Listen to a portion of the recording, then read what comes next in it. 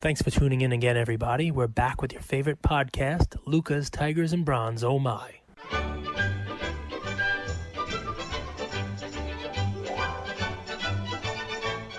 So, yes. So 5, 4, 3, 2, 1. Luca Nation. If you were welcome back to another episode of Luca's Tigers and Bronze. You're having an amazing start. I mean, talk of the town, unless you live under a rock, the talk of the town is PSA being acquired by a venture capital firm, a private equity firm, led by the one great Nat Turner. Never met him, but I've heard amazing things about him and his collection. So Cage, as an investor, as an owner. When I first saw the article, I thought it was the cigar guy.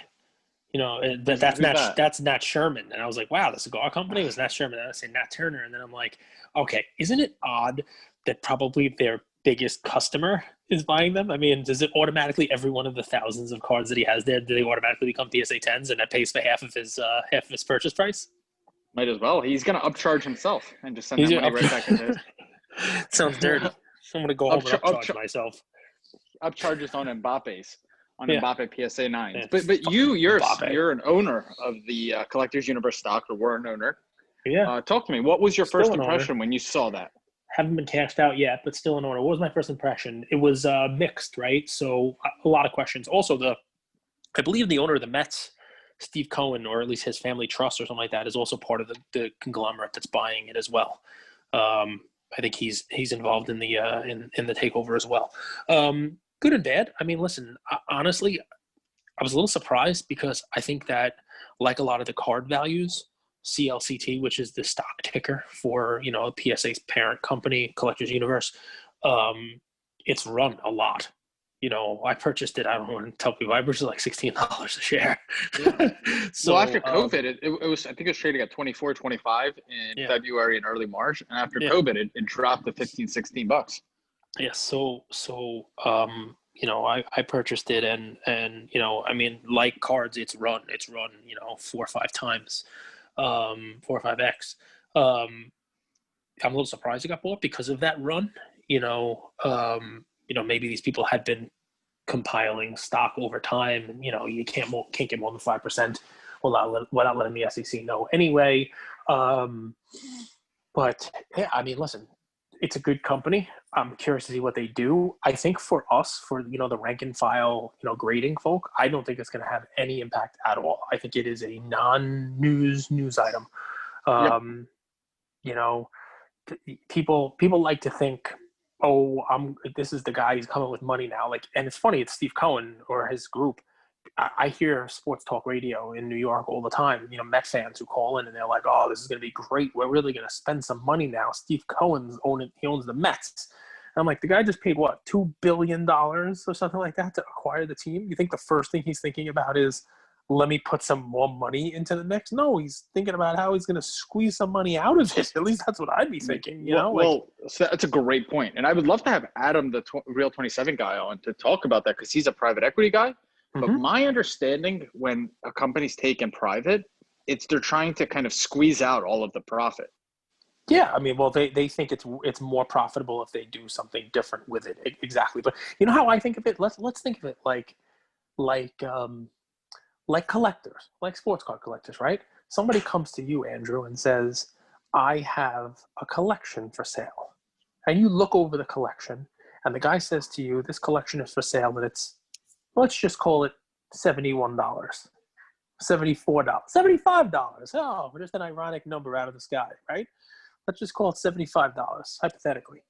And you look at it and you say, all right, there's some good pieces to this collection. I think I want 2 or 3 of these pieces in here. And there are 2 or 3 pieces in here that are worth, the ones that I really want, they're worth $30 or $40. They're worth half the price of the $75 that he's trying to charge me. There are other pieces in here that I don't exactly want. And what do? You start doing the math on this collection, and you start adding up those other pieces that you don't necessarily love, and you start thinking of the breakup value, the book value, okay? And you start thinking of, all right, there's 4 pieces in this $75 collection. The 2 that I want, I would pay $40 for them. The other 2, There's another 40 that I can sell them for.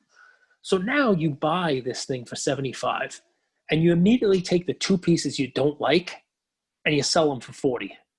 And now you're into the two you wanted and were willing to pay 40, but you're only in it for 35, right? That's what people do all the time. They buy collection, they sell things off. They buy sets, they break the set up, and they keep the one or two or four pieces that they want. They sell the rest of it and try to recoup as much money in there as they can. Now, I'm not saying this venture capital firm is going to be doing that and immediately turning that $700 million purchase and trying to get back $100 million.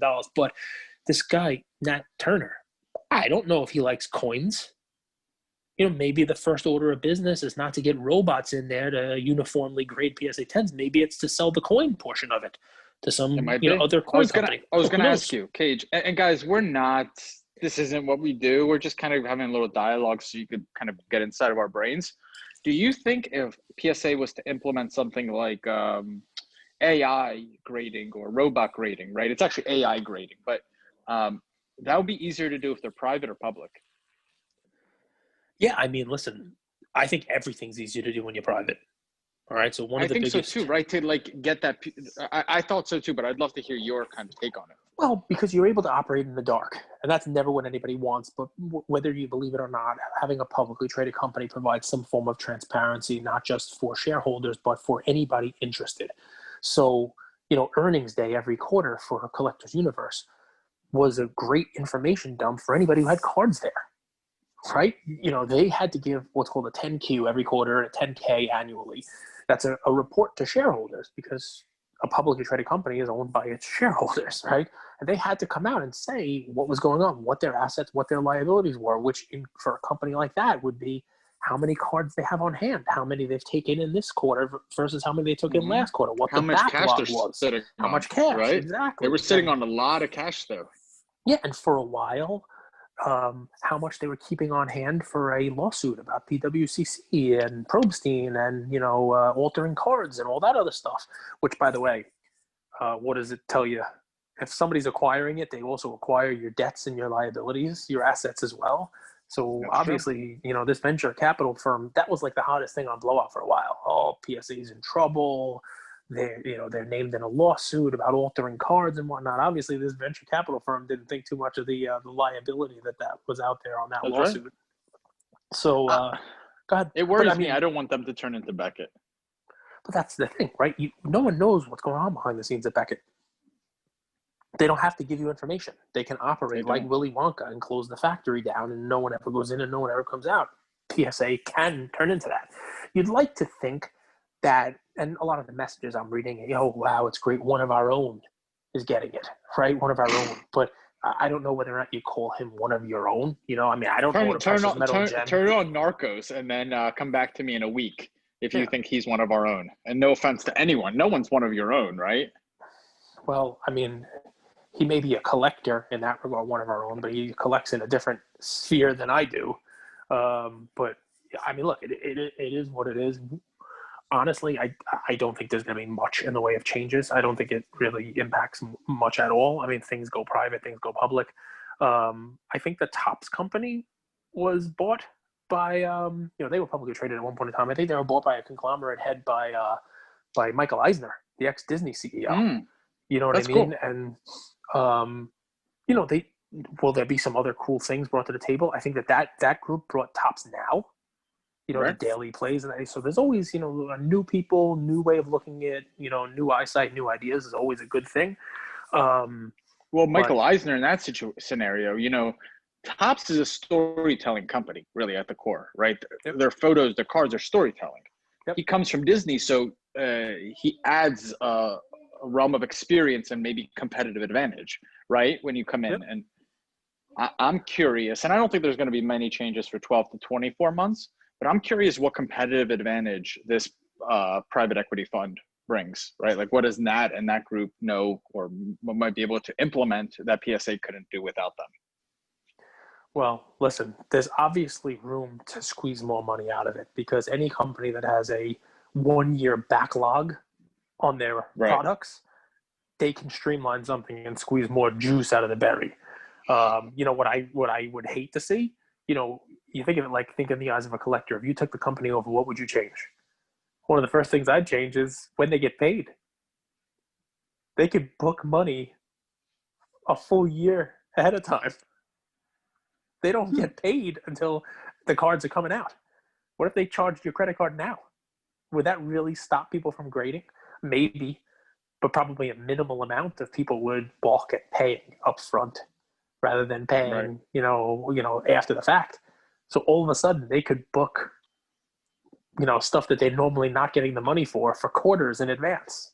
They could really ramp up the money. I mean, there are things like that, which as a collector, I hope doesn't happen because I like that float, right? I like the paying, Yep. after the fact and the whole deal. But yeah, I mean, that's one change. I mean, there are a million changes. You talk about, you talk about robots coming in and AI grading and artificial grading. Um, you know, I think they could potentially, and they were already moving there, but I think they could potentially stop individual grading entirely. Like you may have to go through, or like a regional grader. You have to go through like a KK or something like that. You may have to go through an authorized subsidiary grader. Think of it as like affiliates, franchises. We'll be there. Which, by the way, guys, we're closing our sub this week. Last month, I believe we had 575 cards in our submission. We're trying to top that number. So every single one of you guys, if you're sending one card or 100 cards, it doesn't matter. Send them to us by end of week. We'd love to have you in the submission. Yeah, we're gonna try to close it down next week, guys. So if you're sending it this week, just let us know. We don't want to close it down and then your stuff is in the PO box the day after we close it down. So just let us know, give us kind of a heads up, and we'll get you in and we'll make sure your stuff gets submitted. And if you have any questions about that, that's our PSA talk. Yeah, our PSA. But listen, but just to close it up, if you've never subbed before, a lot of people last time around were first time subbers. You have questions, you've never done it, you're interested in doing it, but you're not 100% sure, you're on the fence. Message us. We'll walk you through the process. It's pretty straightforward, pretty easy, and we'll get you comfortable with it and be able to answer any questions that you have. But yeah, that's our PSA talk. What else you got? Well, so I owe my play today from an Instagram story sell. So, and this guy, I highly recommend you follow him because this isn't the first time he said some really, really great cards available for really fair and affordable prices, which is really, really amazing because his price is 20% below eBay, which is really cool. And he's super professional. It's the Card Craze. And he posted on his Instagram, he said, I'm having a story sale today at 6 p.m. So I clicked on his stories, and one of the cards, I couldn't believe the price it was at. And it was the Jason Tatum NBA Hoops PSA 10 card. That was a $315 card in August, okay? Now, would you believe what it was selling at on eBay, not on Card Craze, because he did give a good deal. On eBay, do you know what this card is comping at right now? Take a guess. 200. 150. Wow. And so I bought quantity. I bought 10 of them for 125 a piece. Wow. Which I think is a great deal.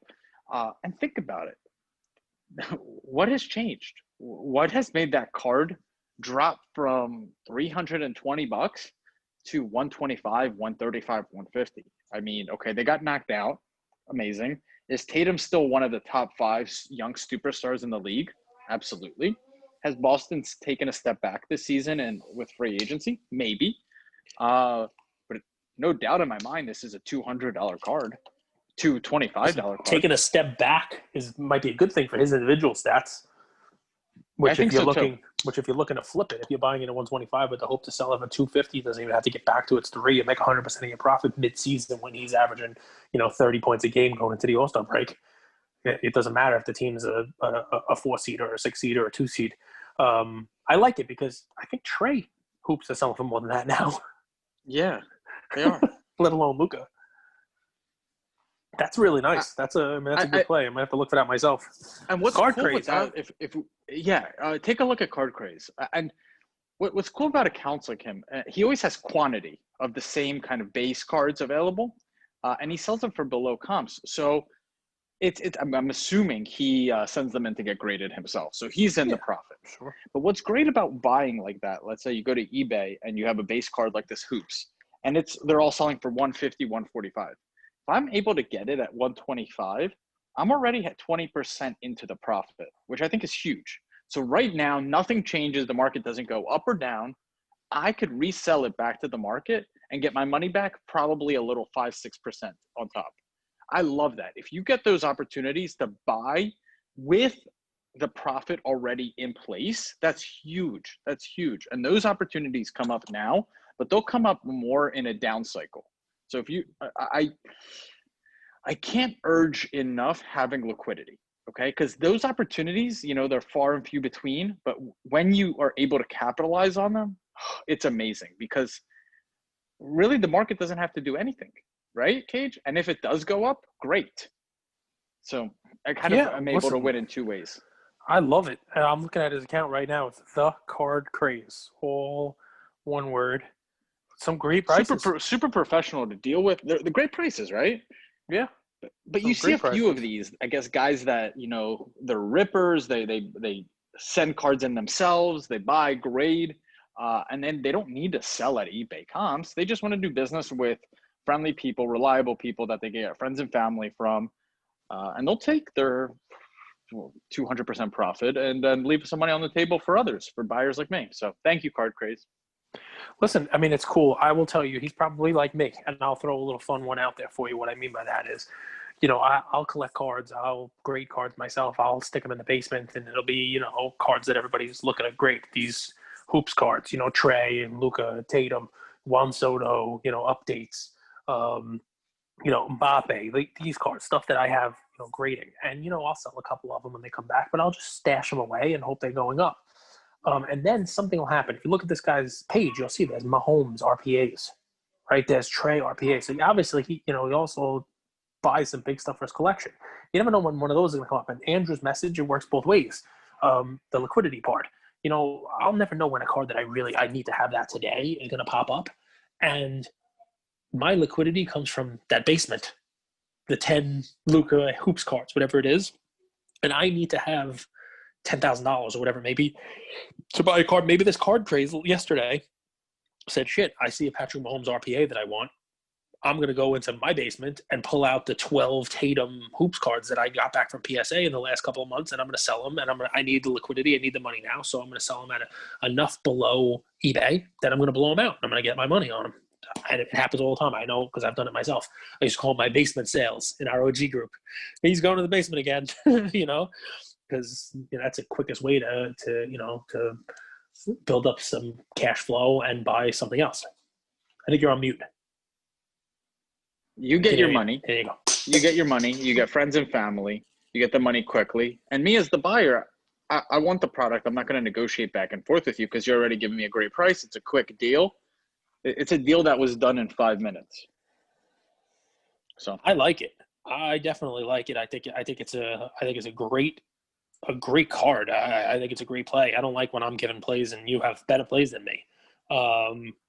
Well, I don't know. I'll tell you, I'm still a little bit hesitant, skeptical on the NBA hoops product and its upside. It's not a card that's going to blow the ceiling out. But it is a card that you can get 50, 60, 100% returns on. So yeah, but so what I would say to you on it is forget about that it's hoops for a second. Just forget what card it is. If I tell you that there's a card of a guy who's going to have a good year, right? He's going to have a good year. It's just a known thing. He's going to have a good year. And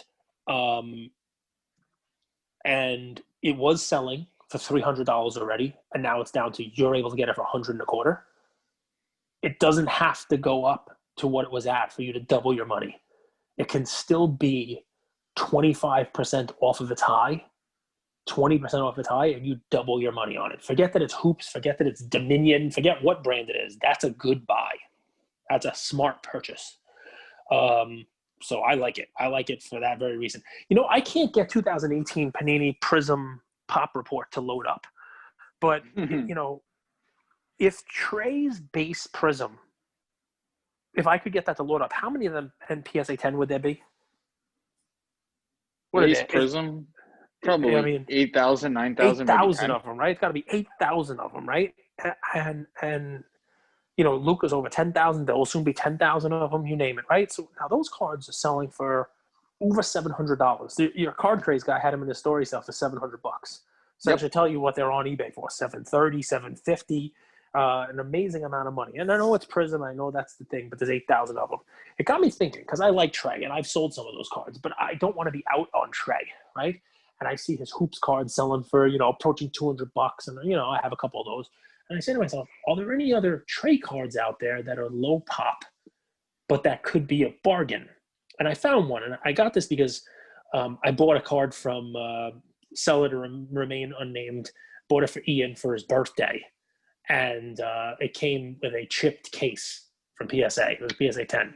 So I sent it into PSA and got the a recasing done, and the card actually came in the mail today. But it was a scoped version of it, right? So it was a little different, but it got me looking. Trae, the 2018 Select card number 142, just his regular Select card. It's a cool card. It's the one that looks like it's die cut, but it's not. It's got the black borders around it. It's got that cool little like diamond shape. They have die cut versions of it, but I'm not talking about die cut. I'm just talking about his regular Select rookie card number 142.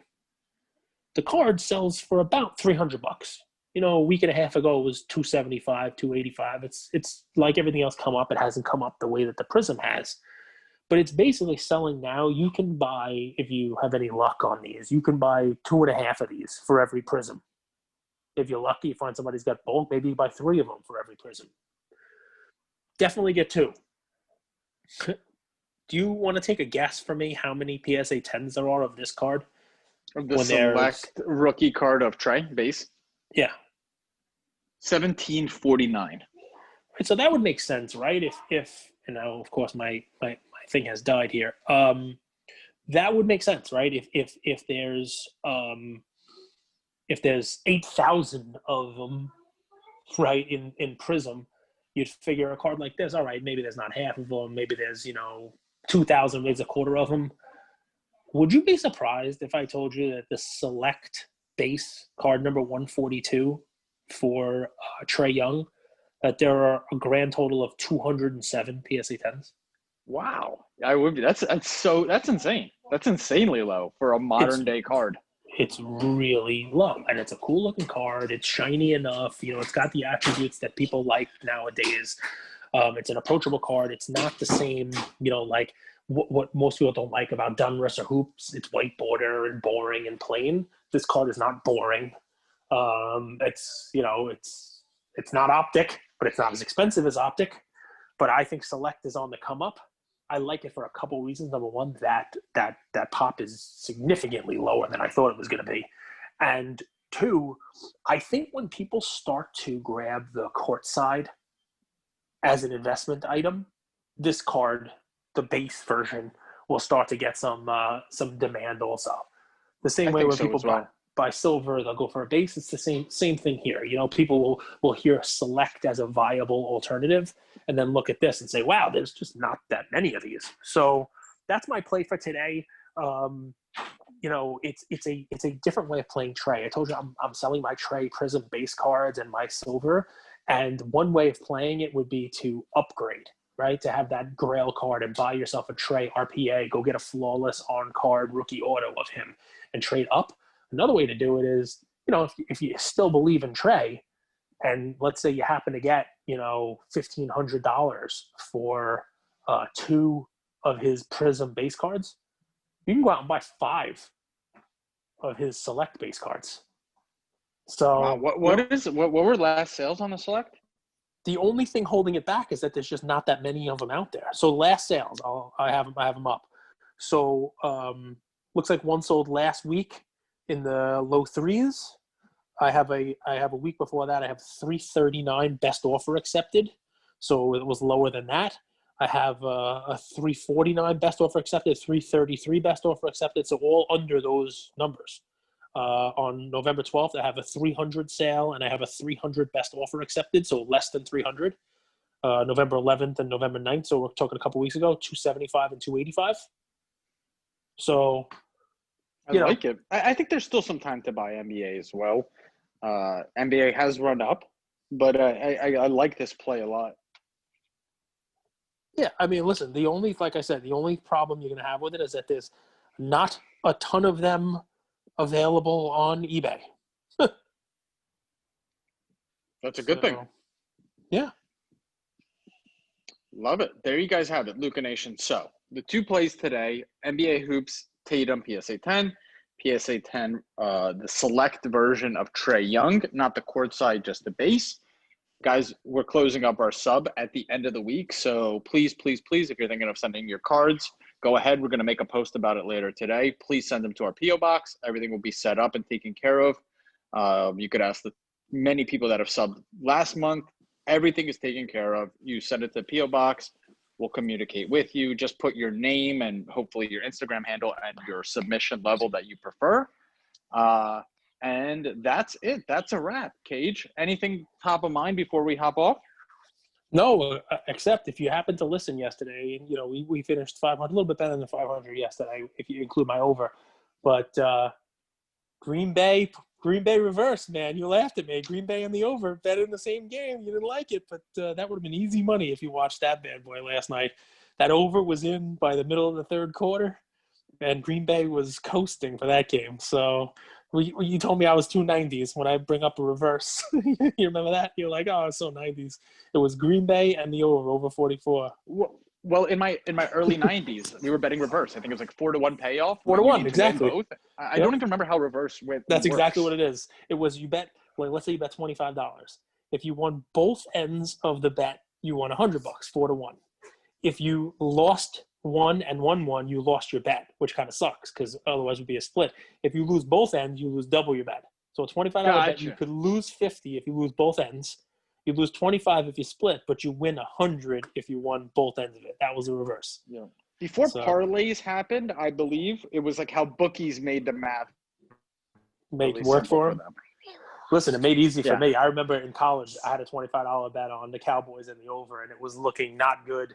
And Deion Sanders had a pick six at the end of the game and ran it back to the house and gave me both the cover and the over. And I was running around the fraternity house oh man, I was actually in the dorms. I was running around the dorms it was like I won the lottery. It was a $25 reverse that I split with a friend.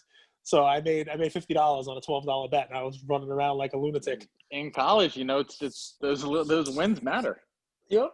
It was an interesting thing. But anyway, yeah, that was it. I mean, we had fun yesterday. Yesterday was a fun day, except for Raider fans like myself. They got trounced. I mean, John Gruden called it. He said it. He said it's the best 3-7 team he's seen. All right, Luca Nation, we love you. Talk tomorrow. Thanks, everybody. Thank you for spending some time with us on another episode of the Lucas, Tigers, and Bronze Oh My podcast. Do us a favor and like, subscribe. You know what? Don't just like and subscribe. Everybody does that. If you like us, tell your friends, tell your neighbors, tell your enemies, tell everybody. And we hope you got something from spending some time with us today, and we'll see you next time. Thank you.